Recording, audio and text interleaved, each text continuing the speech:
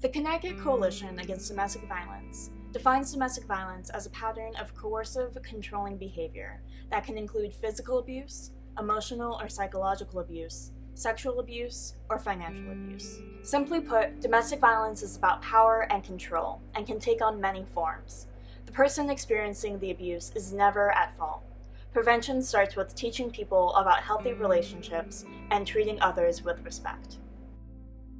Domestic violence is a public health issue. We must work to end it.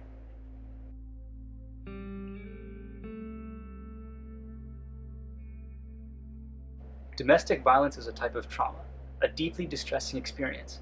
It can result in post-traumatic stress disorder, which is characterized as a long-term, enduring stress after a traumatic event, and can result in trouble sleeping, flashbacks or intrusive memories, heightened reactions, depressed or anxious mood, and withdrawal from social experiences.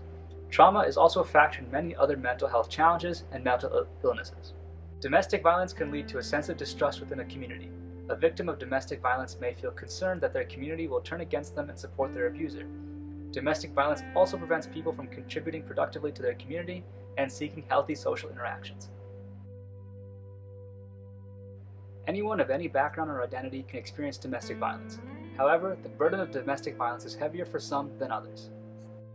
Black and Indigenous women experience the highest rates of domestic violence in the United States and are less likely to seek or receive support.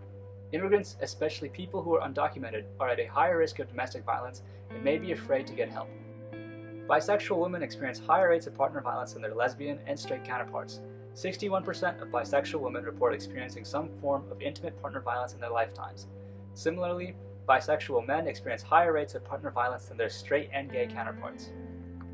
These are just a few of the alarming figures regarding domestic violence in the United States, and more research is needed to identify further disparities and how to best address them. For many people in situations of domestic violence, it's not feasible for them to just leave. There are many reasons why victims can't leave. Perhaps they aren't aware of the severity of the situation because they have been manipulated for a long time. Perhaps they want to keep their family together and are worried for their children. Perhaps they simply don't have the financial means. They could also be worried about escalating the situation and becoming even less safe by leaving. When approaching a loved one about domestic violence, make sure to do so in a safe space. Know that this person may not be ready to have this conversation with you right away, and let them know that they can open up to you when they are ready. If a loved one approaches you and discloses that they're in an abusive situation, thank them for trusting you with that information. Invite them to a safe space. Let them share how they're feeling first. Then, you can work to share resources with them, help them with safety planning, and support them in whatever way in which they are comfortable and you are capable. Remember, the victim should be empowered to pursue the options that are right for them.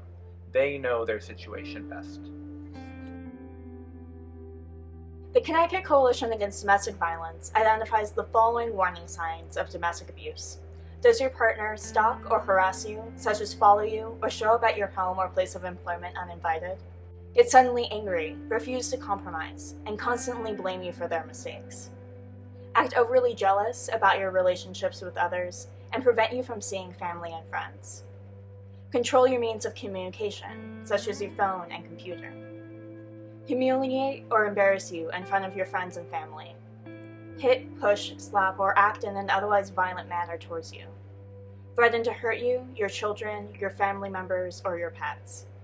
Force you to have sex or perform other sexual acts when you do not want to. These are some of the many signs of abuse in a relationship. If you're experiencing any of these signs mentioned, or something that doesn't feel healthy or okay to you, we encourage you to seek support. You can find information about resources at the end of this video. If the situation requires immediate help, call 911 when you're in a location where it is safe to do so.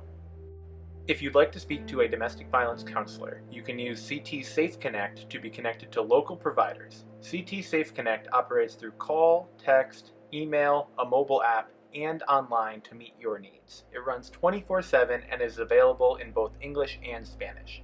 The number is 888-774-2900, or you can find it online at ctsafeconnect.org.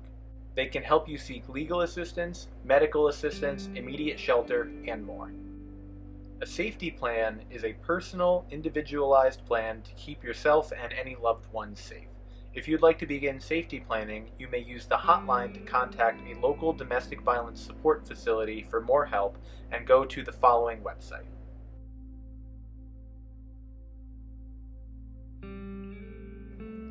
If you're a survivor of domestic violence, know that you are not alone.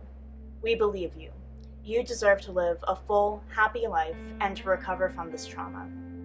You can use CT SafeConnect to speak to a domestic violence counselor and receive regular counseling, attend support groups, or get connected to therapy, medical resources, legal resources, and more. Whatever you choose, it's your decision to make, and there are people ready to support you on this journey. We hear you. We believe you. You are not alone. We hear you. We believe you. You are not alone. We hear you. We believe you. You are not alone.